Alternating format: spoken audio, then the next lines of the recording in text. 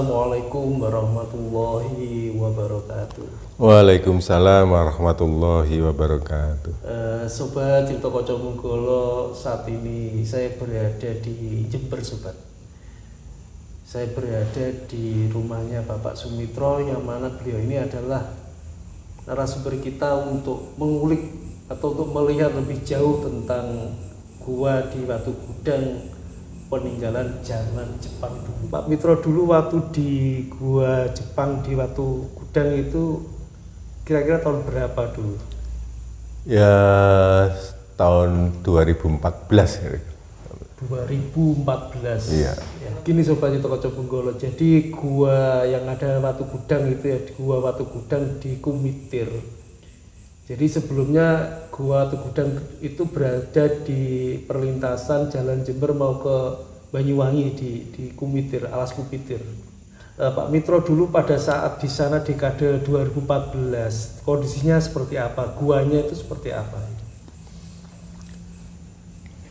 Pada saat itu ya, kalau kita berangkat dari Jember itu posisi puncak Watu Gudang itu di sebelah kanannya ya, kira-kira Dari Jember ya? dari Jember sebelah kanan. Ya, jalan kaki, kalau mobil nggak bisa di situ. Jadi mobil parkir di kopi-kopi warung-warung kopi itu. Ya. Nah, ternyata gua itu terdiri dari bangunan-bangunan yang beton-beton begitu. Jadi bukan gua seperti gua yang alami gitu, bukan ya. Dan di situ ada kayak lubang-lubang seperti tempat mengintai. Kayak jendela kecil untuk, ya, untuk laras senapan untuk menembak. Ya, ada lubang-lubang kira-kira ya ukuran sekitar 50 gitu. Iya, 30-50 cm. Itu kalau kita menghadap ke timur, itu jalan kendaraannya dari arah Banyuwangi kelihatan, itu di bawah sana kelihatan sekali. Jadi andai kata musuh dari sana jelas terlihat jelas, apalagi kalau pakai kaca pembesar. Itu fungsinya seperti itu. Jadi kalau kita ada di situ, itu kalau di kafe Komitir itu ya, kelihatan jelas itu setelah itu, jelas itu kayak begitu. Jadi gua yang dimaksud di Watu Gudang itu sobat, itu bukan gua yang seperti kita bayangkan itu gua alami, tidak. Jadi gua itu adalah gua buatan beton ya, beton. Yang mana juga ada lubang-lubang untuk membidik seperti itu. Iya. Terus menurut Pak Mitro pada saat itu dapat informasinya kalau itu peninggalan Jepang, terus katanya ada kayak barang-barang berharga seperti itu bagaimana ceritanya? Nah, ceritanya begini, saya kan melewati Kumitir kan hampir setiap minggu sekitar 2-3 kali. Pada satu saat saya berhenti di situ sambil ngopi-ngopi. Nah, ketemulah orang yang mengarahkan jalan itu, kan ada di situ. Jadi orang bilang kiri, kanan, kiri, terus berhenti ya begitu. Gitu. Saya ngomong, dia mengatakan bahwa kakeknya dulu itu adalah ditugasi oleh Jepang untuk mengusung barang-barang pusaka, keris apa juga, itu hasil rampasan-rampasan dari masyarakat waktu itu. Ya. Setelah itu diangkut pakai kereta. Tapi pada akhirnya siapapun yang mau ke sini kalau sudah selesai tidak akan kembali, karena dia harus dimasukkan ke jebakan sumur Ramosa itu. Jadi orang kalau masuk situ jeplak masuk, udah nggak bisa kembali di situ. Itu namanya sumur Ramosa di situ. Nah, saya tahunya di situ ada keris, ada apa, di samping ceritanya cucunya itu sendiri. Satu saat saya akan ke sana bersama teman saya yang spiritual itu. Dilihat memang ada demitnya juga ada, kerisnya ada, pusaka ada, kemudian samurainya juga ada. Bahkan menurut ceritanya cucunya itu juga orang yang mencoba mengambil barang-barang sini itu banyak yang celaka dan meninggal di situ, kena tanah longsor atau bagaimana. Karena posisi gudang itu kalau kita lihat dari atas memang tanah di situ, itu diuruk begitu. Jadi kita masuk ke dalam dulu baru kelihatan di situ ada bangunan zaman Belanda yang orang menyebut di situ adalah apa itu gua Watu Gudang di situ. Kayak gitu. Jadi begini sobat, jadi Watu Gudang itu memang ada, cuman guanya itu buatan Jepang pada saat penjajah Jepang yang setelah Belanda terusir pada saat itu. Jadi gua Jepang itu dibikin dari beton, yang mana pada saat itu yang pekerja-pekerjanya juga orang-orang pribumi, dan setelah pekerjanya selesai dimasukkan ke sumur Romusa tadi ya.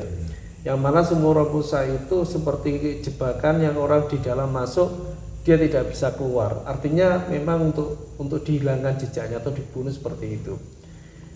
Namun di sini juga ada peninggalan-peninggalan seperti keris dan juga satu yang berharga seperti samurai tadi ya. Dan ini menurut sahabatnya Pak Sumitro ini seorang spiritualis dan juga paranormal yang mengatakan demikian. Dan apakah pada saat itu sahabatnya Pak Mitro juga mengambil barang-barang begitu di situ? Iya, saya memang waktu itu saya yang tertarik. Iya. Pak bisa diambil salah satu, sebentar saya tanyakan dulu dengan penunggu di sini. Begitu tidak bisa, saya minta lagi, tanyakan lagi lah, saya bilang begitu.